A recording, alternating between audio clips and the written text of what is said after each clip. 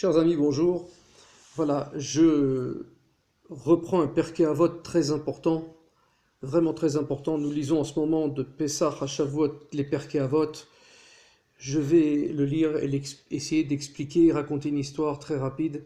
Voilà, Benzoma Omer, Benzoma dit, Ezeu Chacham, qui est le sage?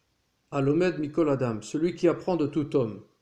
Comme il est écrit chez Nehemar dans le Tehilim 119 et 79, Mikol Melamdai Iskalti ki Aidotecha Sicha Li.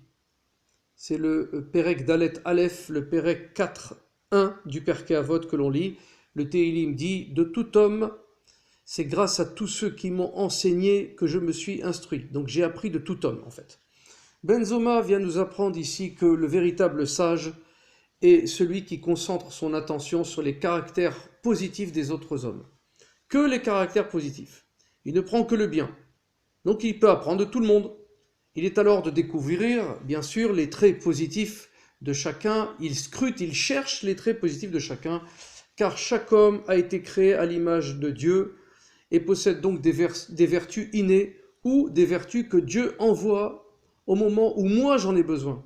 J'ai besoin d'une chose, et bien quelquefois c'est une autre personne qui me répond et qui me montre comment faire, ce que je dois faire.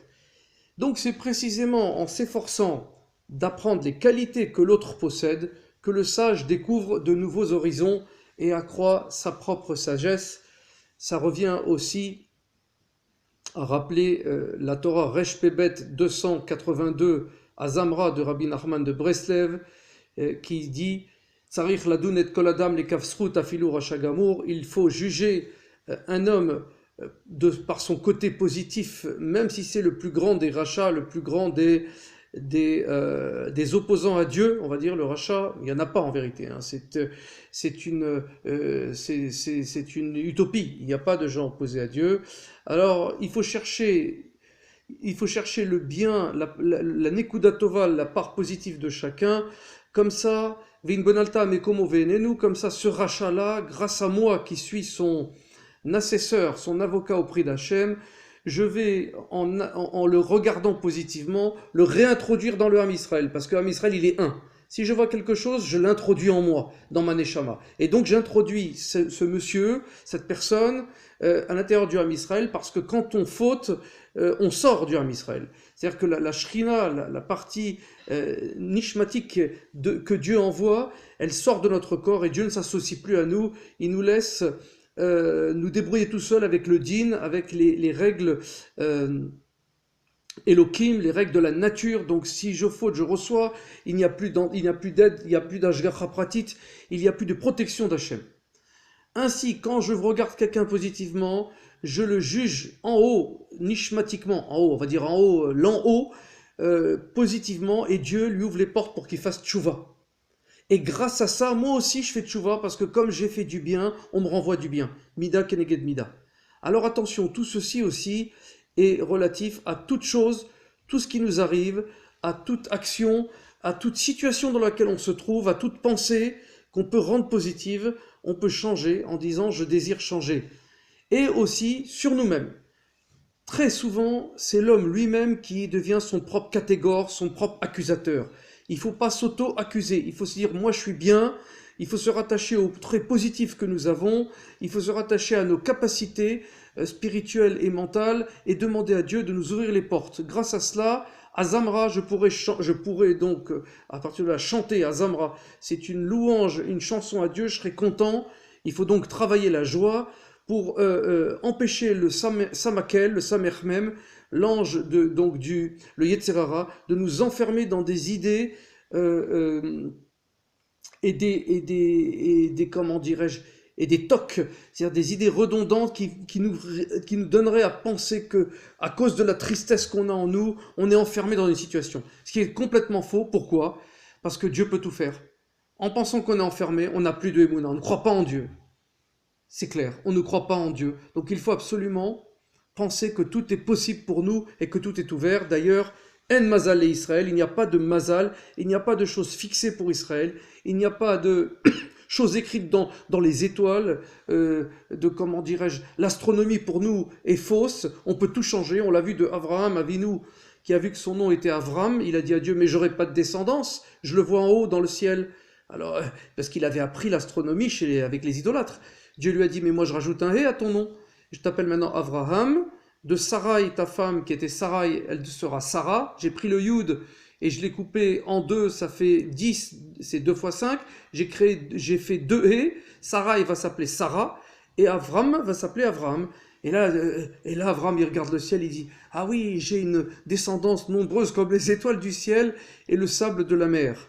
Voilà, les étoiles du ciel, c'est, comme on dit vulgairement, les stars, j'ai des stars, donc des formidables descendants de la pensée spirituelle et même matérielle qui vont descendre de moi, et comme le sable de la mer, c'est-à-dire que le sable de la mer, c'est l'humilité, et aussi recouvert par la mer, c'est l'eau, c'est la Torah. J'aurai des tzadikim qui vont descendre de moi, j'aurai des gens humbles qui seront toujours à côté de la source de la mer, donc de la source d'eau qui est la mer, qui est la source de la Torah.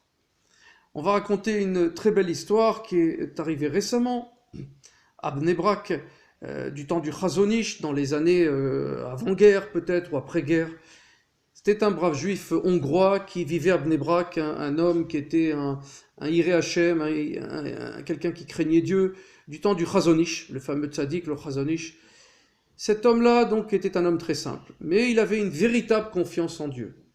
Il n'entreprenait jamais rien sans consulter son Rav auparavant, le Rav, le Chazon Ish.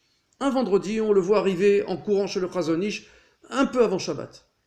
Il vient et il crie « Rav, une canalisation vient de se rompre. Il y a une fuite dans mon appartement. » Au lieu d'aller voir le plombier, il est parti voir le Rav. Le Rav, il lui dit « Mais comment est-ce que je peux vous aider? Comment je peux t'aider ?» Il a dit « Mais tu es le Chazon Ish. » Mais il dit « Mais appelle plutôt un plombier. » Il lui dit « Mais non, moi je viens voir mon Rav pour toute chose. Et en plus de ça, on est presque la veille de Shabbat. Qui est-ce qui va vouloir venir avant Shabbat? Rav, qu'est-ce que je peux faire? Faites quelque chose pour empêcher l'eau de couler. » Il rétorque naïvement, donc ce juif hongrois plein de émouna, plein de confiance en Dieu et de confiance en son Rav. Alors le Chazon Ish lui dit « J'espère que l'eau va cesser de couler. » Alors cet homme-là, cet homme simple, il remercie le Rav. « Merci Rav, c'est extraordinaire, plein de confiance. » Cet homme rentre chez lui et il constate en effet que l'eau a cessé de couler. Mais après Shabbat, il court, il va chez le Chazon Ish, il lui dit « Rav, bien sûr, votre parole a été effective, l'eau a cessé de couler, mais maintenant j'ai plus d'eau chez moi, comment je vais faire ?»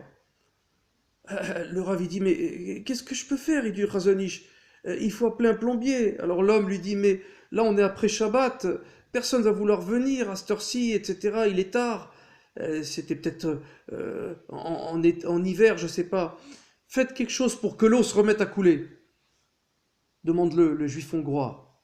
Et le Rav dit « Bon, écoutez, très bien, j'espère que l'eau va se remettre à couler. » Et l'eau se remit à couler et il n'y eut plus de fuite.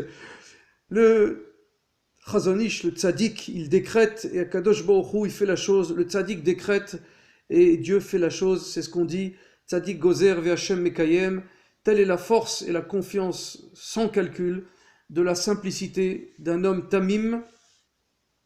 Et tamid, un homme simple. Simple ne veut pas dire imbécile. Il veut dire qu'il a compris que tout dépendait d'Hachem et de sa émouna. Puissions-nous apprendre de notre maître, de nos maîtres, et de donner à Hachem, de donner tout, ramener tout à Kadosh Baruch Hu sans calcul. Baruch Adonai Leolam, Amen ve Amen.